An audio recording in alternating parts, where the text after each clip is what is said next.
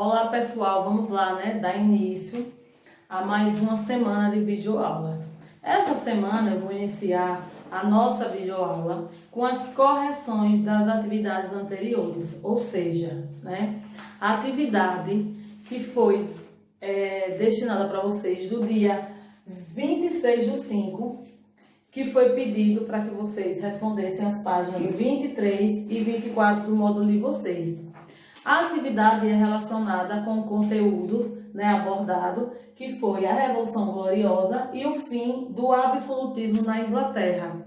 Aquele assunto que você já tem a videoaula e já tem não só uma videoaula, mas como já fiz 2 videoaulas sobre esse assunto. Então vamos lá na correção da primeira atividade, A primeira atividade da página 23 está perguntando: as transformações sociais e econômicas e mesmo culturais quase sempre provocaram crise em diferentes momentos da história. Identifique, de forma geral, os fatores que provocaram as transformações na Inglaterra no século XVII. Primeiro, essas transformações estão relacionadas ao desenvolvimento de uma economia mercantil e manufatureira. Isso deu origem a uma nova estrutura social com o fortalecimento dos grupos ligados às novas atividades econômicas. Com a produção para mercados provocou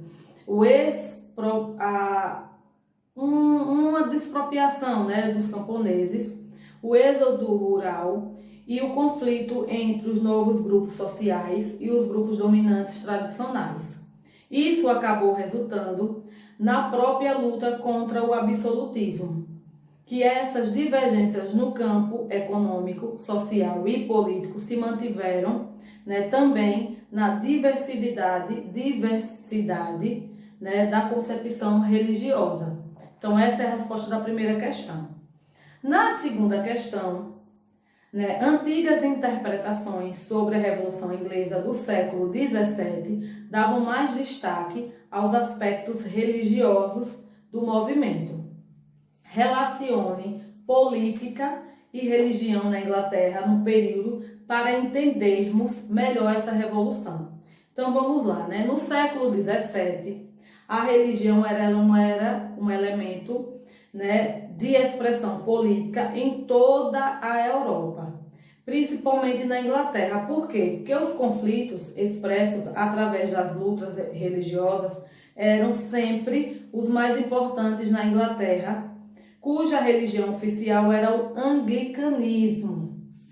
As outras correntes religiosas, que eram calvinistas e os católicos, eram perseguidos pelos absolutistas, pelo Estado absolutista. O anglicanismo, como religião oficial, servia como instrumento para garantir a ordem política e a manutenção dos privilégios da nobreza cortesã e outros parasitas do governo.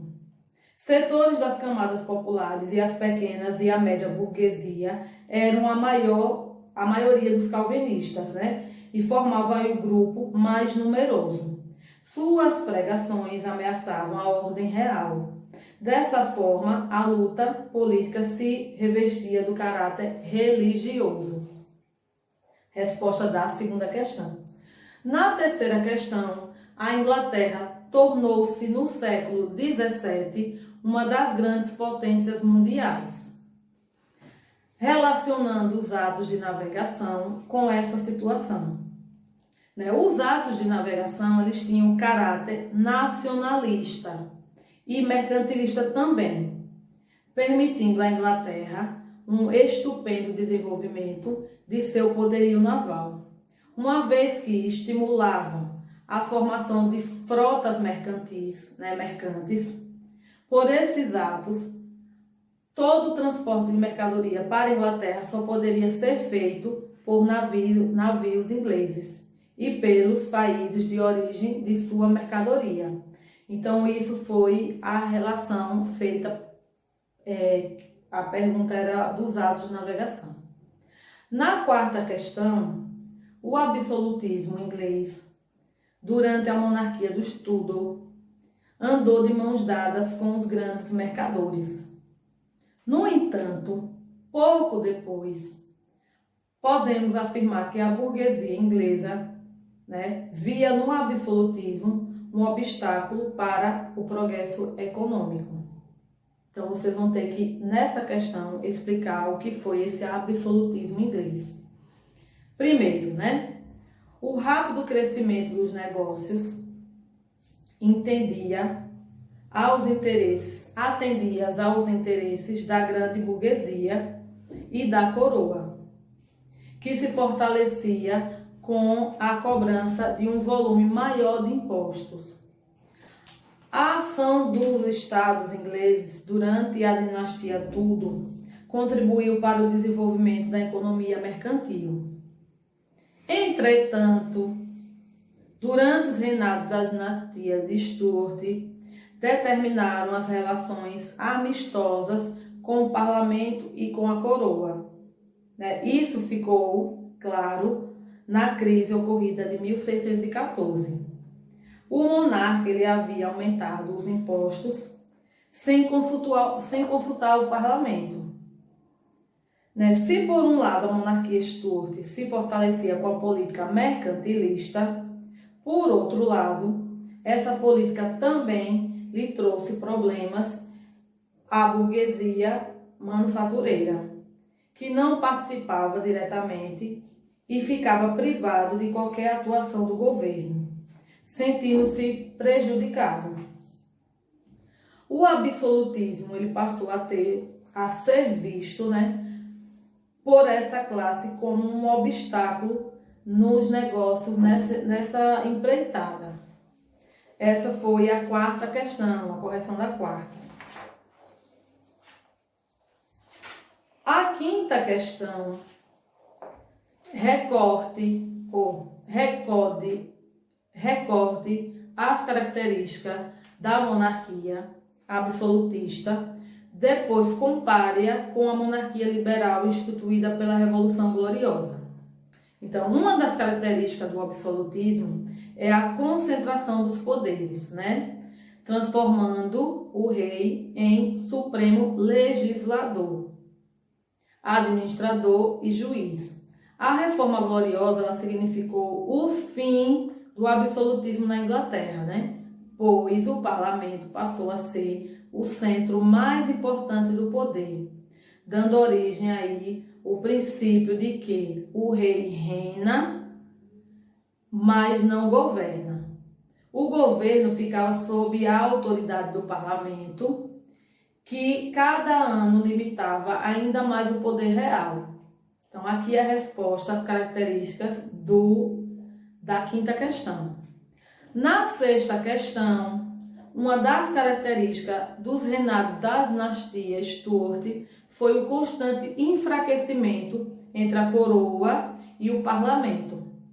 Quanto a isso, explique o que significou o Bill of Rights, Então, primeiro, em 1628, Carlos I, ele convoca um novo parlamento para pedir aumento de impostos e também o fim de cobrir os gastos,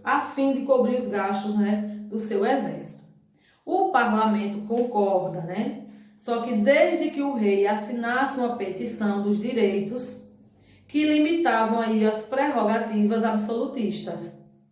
Isso foi um marco importante na luta contra o absolutismo. Por quê? Porque o próprio rei reconhecia os direitos do parlamento e limitava o seu próprio poder, o poder real. Então, isso foi a explicação desse decreto, dessa que ele assinou, que foi o Bill of Rights. Na sétima e última questão, na Inglaterra, o rei reina, mas ele não governa. Explica o significado histórico dessa frase. Primeiro, que desde a Revolução Gloriosa, a Inglaterra ela é uma monarquia parlamentarista, Ou seja, o que significa isso? Quem exerce o poder executivo é o parlamento. Só que ele é chefiado pelo primeiro-ministro, que é o monarca, que é apenas o chefe de Estado. Então, o rei, ele reina, só que ele não governa. ele tem que ter o apoio. Foi por isso que houve o fim do absolutismo na Inglaterra, porque alguns monarcas que não deram certo, eles queriam governar só, eles não queriam ter o apoio do parlamento. E aí eles a cada vez mais se enfraqueciam. Gente, agora vamos para a atividade complementar, né? Que está lá na parte inferior da página 24. Então vamos lá, a primeira questão, atividades da PUC de São Paulo, falando sobre os atos de navegação. Então vamos lá. O ato de navegação de 1651 estabelecia que mercadorias compradas na Inglaterra ou vendidas a ela só podiam ser transportadas em navios ingleses. Essa medida pode ser considerada... Então vamos lá, né? A letra A está falando sobre a cristalização da hegemonia inglesa sobre o Mediterrâneo e sobre os mares europeus, que se cessou com a descoberta de novos caminhos para o Oriente pelos navegadores ibéricos. Então, pela correlação, você já sabe que essa questão não tem nenhuma relação com o ato de navegação de 1655, que está falando sobre as grandes navegações. Então, essa vocês já descartariam. Na letra B, a imposição aos países como França, Holanda, da hegemonia mercantil inglesa, impedindo-os de manterem a relação de monopólio com as possessões coloniais da América e da África. Também não tem nem tem o que vocês dizerem que não tem nenhuma relação aqui. Na letra C, a vitória da burguesia liberal inglesa sobre a aristocracia que preferia incentivar o comércio interno a investir no comércio externo e no aparato militar naval. Então, nada a ver, né? Que é o contrário disso. O que é que estabelecia esse ato? É que a Inglaterra teria esse monopólio. Não só as vendidas, mas também as transportadas de navios ingleses teriam... era esse o ato. Então, a letra D a letra D é a consolidação do domínio inglês sobre os mares, que deu à Inglaterra, por vários séculos, claro predomínio naval e mercantil, especialmente no Oceano Atlântico. Então, está corretíssima a letra D, marquem aí a letra D, que eu não vou nem precisar ir para a letra E, porque já está falando da questão do feudalismo, da parte continental da Europa. Então, a resposta correta é a letra D. Marquem a letra D. Na segunda questão, Guilherme de Orange, ele foi proclamado rei com o nome de Guilherme III, depois de ele ter assinado o Bill of Rights. Com as limitações impostas pelo parlamento à monarquia, sobre essas limitações é correto dizer que, letra A, instituíam um ministério composto pela nobreza latifundiária e a burguesia urbana. Não, está incorreta essa, porque a nobreza latifundiária aí já nem colocava suas opiniões. E nem mesmo a burguesia urbana também. Na letra B, instituíam o anglicanismo como religião oficial da Inglaterra e a tolerância a todos os cultos. Óbvio que essa está incorretíssima, porque não há nenhum momento essa assinatura ela veio a falar, né, no patamar religioso.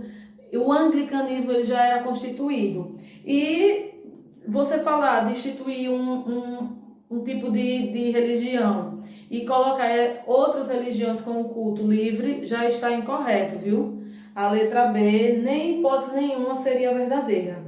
Na letra D, combatiam a liberdade de imprensa, a liberdade individual e a propriedade privada. Nem vou nem comentar, porque a letra C é algo que, na letra D, dispersaram a aprovação das câmaras para aumento de impostos. Também não. A letra E é a correta, porque é a última, né? Configuraram um conjunto de medidas que acabou a substituir a monarquia absolutista vigente por uma monarquia constitucional, tá certo? Então, segunda questão, a letra correta é a letra E.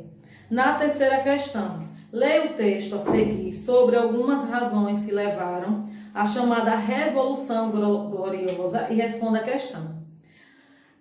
Satisfeito com a política de Carlos II contra a Holanda, os capitalistas ingleses não se sentiram, entretanto, contentes com a sua atitude, e ainda menos com a de Jaime III, em relação à França, que se transformaria em uma terrível concorrente da Inglaterra no comércio nas colônias. A luta econômica contra a França, a luta por uma religião mais adaptada ao espírito capitalista, provocavam aí a Revolução de 1688. Sobre a Revolução Gloriosa, de 1688 a 1689, pode-se afirmar que, letra A, representou a vitória de setores reacionários no aspectos políticos ingleses e o retorno à descentralização política típica do mundo medieval? Óbvio que não, né? Essa aí não tem nem nada a ver com o assunto. Na letra B, significou, após a afirmação temporária dos governos protestantes, um retorno à tradição britânica dos governos católicos? De forma alguma, né? Foi o único país, né, nesse contexto da Inglaterra, que você sabe que o anglicanismo era o rei que era o líder, né? Não tinha muita relação com a religião. Na letra D, representou uma derrota da teoria do direito divino e o triunfo da teoria do contrato sobre o soberano e o povo. Essa é a resposta corretíssima, é a letra D. Na quarta questão, agora na página 25, nas outras monarquias da Europa, procura-se ganhar a benevolência do rei. Na Inglaterra, o rei procura ganhar a benevolência da Câmara dos Comuns. Essa diferença entre monarquia inglesa e a do continente deve-se, letra A, ao rei Jorge III, que, acometido por um longo período de loucura, tornou-se dependente do parlamento a governar? Claro que não, né? Letra B, ao fato da casa de Hanover, por sua origem alemã, gozar de pouca legitimidade para impor aos ingleses o despotismo esclarecido? Também não, né? Ao início da rebelião das colônias inglesas na América do Norte contra o monarca, que obrigou a fazer concessões? Letra D, a peculiaridade da evolução política inglesa, ao qual, graças à Magna Carta, não passou pela fase da monarquia absolutista. E a última, que é a correta, as revoluções políticas de 1640, que era puritana, e a de 1688, que era gloriosa, que retirariam o rei o poder de sobrepor ao parlamento. Então, a resposta da quarta questão, que é a resposta correta. Na quinta questão, que é uma questão da Unicamp de São Paulo, vocês teriam que explicar, segundo seus conhecimentos, as afirmações abaixo. A primeira, letra A. Apenas na Inglaterra ocorreu uma ruptura decisiva do século XVII. O que é que você vai falar em relação a isso? Você vai citar, né, que no século XVII a Inglaterra foi o único estado absolutista onde o regime ele foi abalado ao ponto de ser substituído por um governo parlamentar de caráter liberal e burguês. Já a letra B da mesma questão, vocês terão que abordar para o bem ou para o mal. Oliver Cromwell, ele presidiu as grandes decisões que determinavam a futura trajetória da história inglesa e mundial. Como é que ele conseguiu? Porque na Inglaterra, ou na Guerra Civil, Cromwell ele liderou a vitória dos puritanos após ele derrubar Carlos I, lembra, né? E ele institui aí o primeiro e o único governo republicano inglês. Foi o único momento, eu até deixei destacado no vídeo, foi o único momento da história da Inglaterra que ele institui um período republicano. Seu mandato, porém, foi totalmente autoritário quanto aos dos monarcas absolutistas. Mesmo assim, seu governo ele marcou uma transição para que a burguesia assumisse o poder e instituísse definitivamente o governo parlamentar. Essas foram a resposta da letra A e da letra B da quinta questão. A sexta e última questão, que é da FUNESP, O ato de navegação, novamente, olha, para que vocês observem que são temas recorridos nos exames, né, nacional. Então, o ato de navegação de 1651 teve importância e consequências consideráveis na história da Inglaterra. Por quê? Porque ele favoreceu, a letra A favoreceu a Holanda, que obtinha grandes lucros com o comércio inglês. Não, né? Letra B, porque o Oliver Cromwell, ele dissolveu o parlamento e se tornou ditador. Não, ele se tornou o quê? Né? Terminei de falar agora. Ele institui um regime republicano. Na letra C, ele contribuiu para o aumento e o poder e o favorecimento da supremacia marítima inglesa no mundo? Óbvio. Então, a resposta correta é a letra C. A letra C é a última. Então, eu espero que vocês tenham corrigido bem as atividades e até a próxima videoaula.